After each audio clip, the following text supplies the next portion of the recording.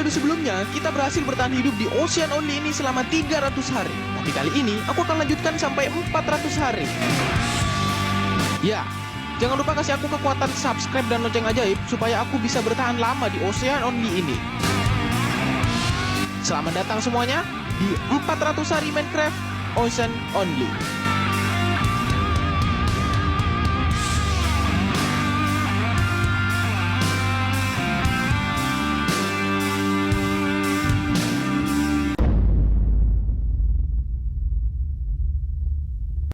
Oke guys, kisah ini dimulai dari hari ke-303 aku melanjutkan episode yang kemarin. Tapi kali ini aku tidak pakai shader karena tadi waktu aku pasang shadernya ngambek tiba-tiba. Aku juga bingung kenapa shader bisa ngambek gitu. Di awal ini aku penasaran kenapa inventory aku terasa berat meskipun sedikit. Oh ternyata ada kepalanya Dragon City ternyata. Oh my god, kepala ini sangat memberatkan. Akhirnya aku memutuskan untuk naruh kepala Dragon City ini di tempat yang semestinya. Ya, aku berpikir di dekatnya biji kers raksasa ini. Ya, pantesan dari kemarin inventory aku itu terasa berat. Jadinya aku langsung bergegas untuk naruh si kepala Dragon City ini di tempat sini.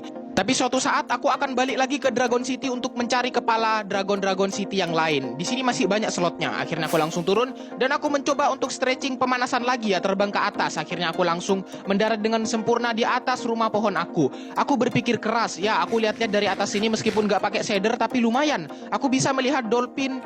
Oh my god, si mamalia yang sangat pintar di situ.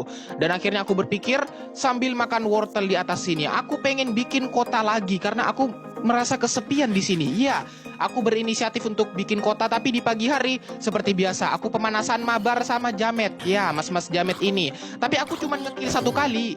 Ya, dia kena sakitnya cahaya matahari. Akhirnya aku langsung mampir ke kamarnya Pak Slamet sama istrinya. Ya, ternyata Pak Slamet betah di sini meskipun aku kurung pakai pasir di sini. Ya, supaya dia tidak keliaran ke masuk-masuk kerajaannya aku. Akhirnya aku langsung mencoba untuk ngecek beberapa storage room aku. Aku ngambil beberapa string karena aku pengen bikin pancing kali ini. Aku akan memancing di awal ini. Ya, aku pengen memancing karena aku pengen mencari pufferfish. Ya, aku butuh pufferfish kali ini, bukan code-code yang tidak berguna. Akhirnya aku mendapatkan name tag dan pufferfish yang aku pengen. Dari tadi aku menghabiskan 3 pancing dan akhirnya waktu aku buka chest di laboratorium aku melihat pufferfish di sini. Oh my god, kenapa aku mancing?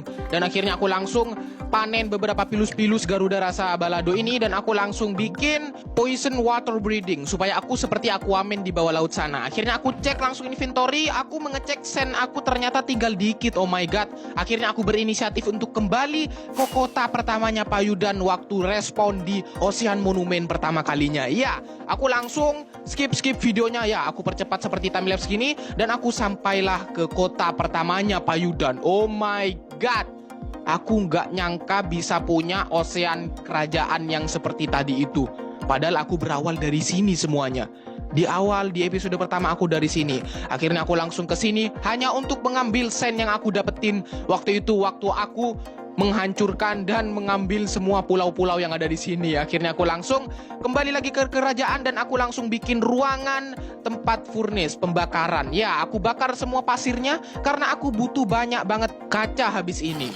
Aku kaget di dalam kerajaan masih ada Jamet dan ternyata pintunya lupa nggak aku tutup tadi. Oh my god, berarti kesalahan aku. Akhirnya aku lihat keluar, oh ternyata udah malam. Ternyata ada yang balas dendam. Bocilnya marah dan ternyata bocilnya manggil bocil-bocil yang lain. Aku dikeroyok sama bocil-bocil FF ini. Oh my god. Bocil-bocil FF ini sebenarnya nggak terlalu sakit, hanya saja geli ke aku. Ya, geli banget. Akhirnya aku langsung memutuskan untuk tutup saja dan aku memutuskan untuk tidur saja. Ya, karena berbahaya banget Jamet bisa dan aku nggak bisa tidur di kamar aku sendiri.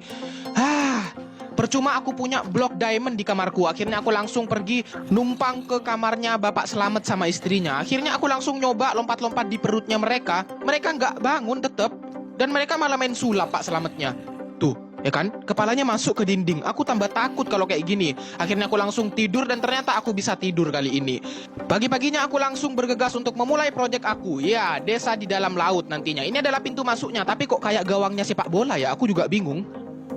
Ya udahlah, gak apa-apa. Akhirnya aku langsung minum obat kuatnya supaya aku bisa lebih kuat di dalam laut. Aku langsung bikin kaca-kacanya ruangan di dalam laut ini. Aku terus bikin kaca dan aku sempat mabar sama om-om Aquaman yang sangat drill Aquaman. Ya, drill Aquaman. Akhirnya aku mendapatkan trisulanya Aquaman yang drill pertama kalinya di Ocean Only ini. Oh my god, trident dong. Aku sangat senang mendapatkan senjata ini. Dan akhirnya aku langsung menyelesaikan project aku. Aku langsung pasang semua dinding-dindingnya dari kaca. Tapi lagi-lagi aku diganggu sama anaknya Aquaman kali ini. Anaknya ngamuk. Oh my god, ya udah aku bunuh sekalian. Perlahan aku keringkan tempat ini pakai sponsnya cuci piring. Akhirnya aku langsung basmi sama jamet-jametnya. Dan akhirnya aku mengeringkan semuanya dengan spons cuci piring ini. Aku ambil lagi spons-sponsnya supaya aku bisa kembali lagi ke nether dan mengeringkan sponsnya lagi dengan cepat. Jadi aku nggak perlu dibakar-bakar gitu deh. Karena project ini sangat besar, aku akan keluarkan semua kekuatan aku.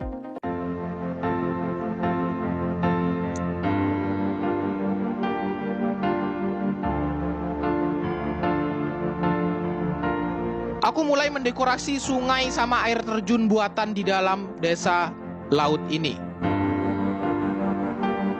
Dan aku mulai bikin tower pertama aku. Ya, tower cahaya, tower kehidupan aku pertama kali di sini. Dan aku bergegas untuk menerangi jalan-jalan penghubung dari kerajaan ke desa bawah laut ini. Dan untuk pertama kalinya aku bikin rumahnya para villager supaya nanti nggak ngeo sembarangan.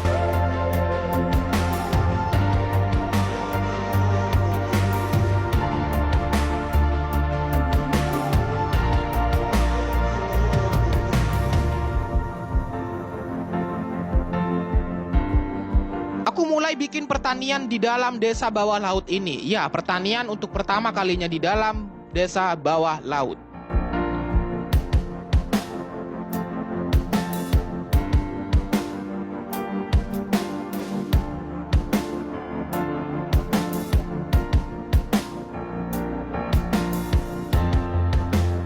Dan aku mulai mendekorasi beberapa jalan yang ada di desa ini supaya terlihat lebih medieval. Dan aku mulai bikin pintu masuk yang lebih realistis lagi. Ya, aku kasih beberapa dekorasi. Dan aku langsung bikin jalur untuk menghubungkan dari rumahnya Bapak Slamet ke desa bawah laut tadi. Dan aku mulai mentransfer para villagerku supaya mereka semua bisa hidup di sana. Aku transfer satu persatu supaya mereka hidup lebih bahagia dan lebih leluasa di sini.